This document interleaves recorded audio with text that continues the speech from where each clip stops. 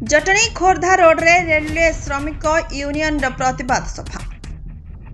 All India railway men's federation आह्वान क्रमे पूर्व तट रेलपथ श्रमिक यूनियन पक्षरु यूनियन महामंत्री प्रदीप्त कुमार पाटसाहाणी निर्देश रे जटणी स्थित खोर्धा रोड क्रियू लॉबी सम्मुख रे एक प्रतिवाद सभा अनुष्ठित होइतिला।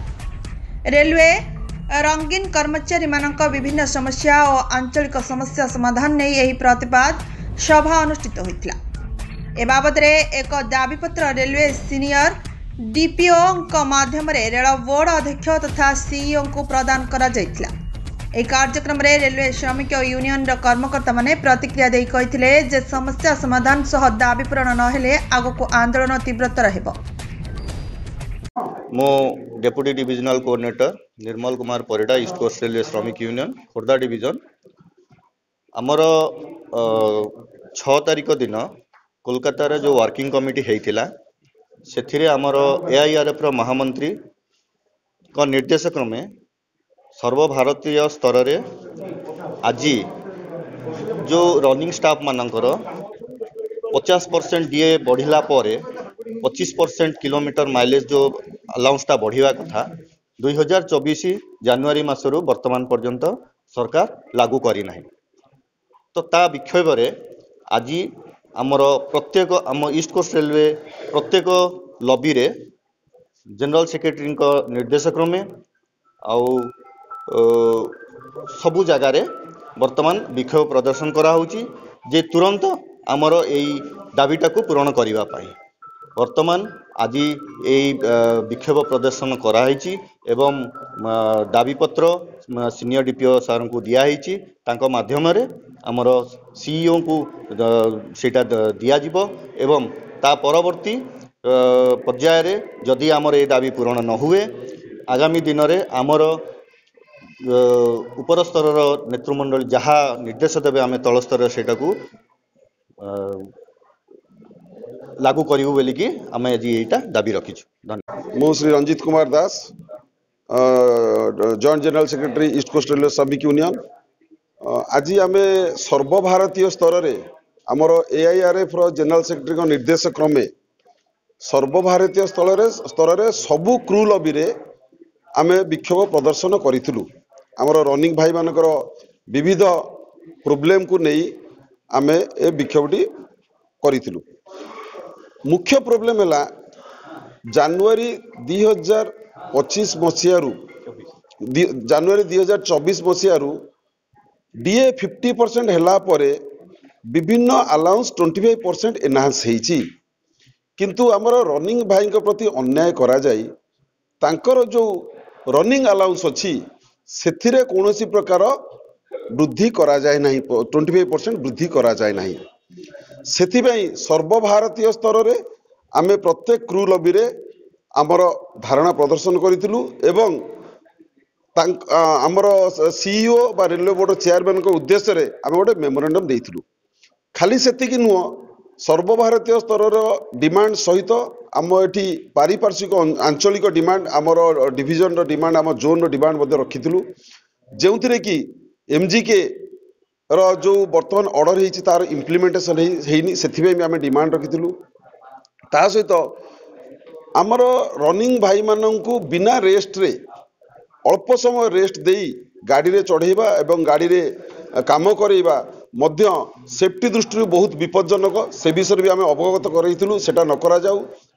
ता सहित आमर छुट्टी रे एते बड़ प्रोब्लेम होची आमर दिने दिने छुट्टी पे अप्लाई कले तांको 100 गज नोटिस दिया होची छुट्टी पे एप्लिकेशन देले 100 गज नोटिस दिया जाउची तांको अगेंस्ट डी एंड एक्शन लिया जाउची ताकू भी विरोध करी आमे ए विक्षोभ प्रदर्शन करिथिलु।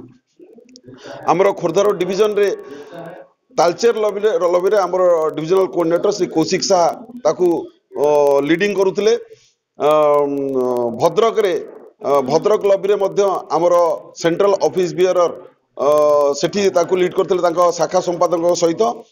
खोर्धा रोड क्रू लॉबी रे निर्मल परिडा एवं तांकर शाखा संपादक एवं आमर हेडक्वार्टर ब्रांच रो शाखा संपादक माने मिलित भाव रे एठी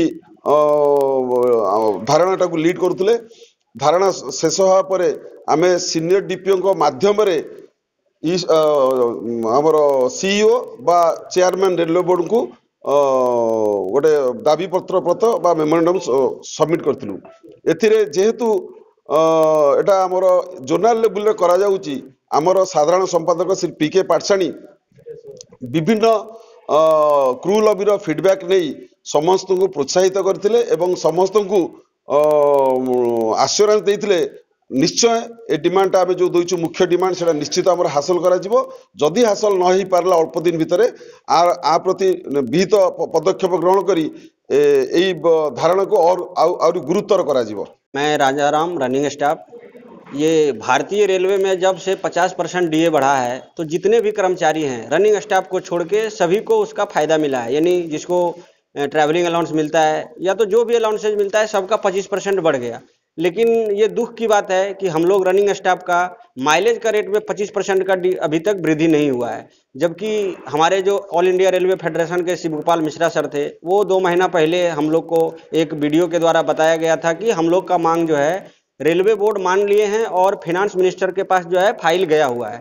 तो हम लोग को बहुत आशा जगा और बहुत उत्सुकता वक्त लगा कि नहीं, हम लोग नौकरी कर रहे हैं, इसका मतलब हम लोग जो इतना दिन रात जगते हैं उसके लिए हम लोग का एक जो लीडर हैं सेंट्रल में शिव गोपाल मिश्रा सर, उन्होंने प्रयासरत करके हम लोग का मांग को बहुत अच्छा से रखा और मांग माना गया। लेकिन दुख की बात है कि आज फाइनेंस मिनिस्टर में हमारा फाइल जो है 3 महीना से पड़ा हुआ है और इसका सुनवाई अभी तक नहीं हुआ। उसी के विरुद्ध में हमारा शिव गोपाल मिश्रा सर का कलकत्ता में एक अभी मतलब मीटिंग था, वर्किंग कमेटी का मीटिंग था, उसमें फैसला लिया गया कि रेलवे बोर्ड और भारतीय रेलवे का जो भी पदाधिकारी हैं वो हमारा मांग को नहीं मान रहे हैं। इसके विरुद्ध में और हमारा मांग को मनवाने के लिए मतलब ऑल इंडिया रेलवे बेसिस पे जितने भी भारतीय रेलवे में लॉबी है सब जगह, और हमारा ईस्ट कोस्ट रेलवे के डायनामिक लीडर पीके पाटसाणी सर के दिशा निर्देश में हम लोग एक आज डेमोन्स्ट्रेशन किए और बहुत अच्छा सफल हुआ। और हम लोग अपना मांग जो है सीनियर डीपीओ साहब के द्वारा रेलवे बोर्ड को हम लोग मेमोरेंडम भेजे हैं और आशा नहीं पूरा भरोसा है हमको ईस्ट कोस्ट रेलवे श्रमिक यूनियन के डायनेमिक लीडर पे और ऑल इंडिया रेलवे फेडरेशन के डायनेमिक लीडर जो हमारे शिव गोपाल मिश्रा सर हैं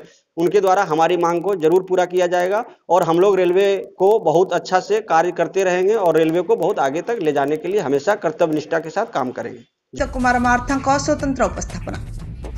रिपोर्ट नाउ ओडिशा न्यूज।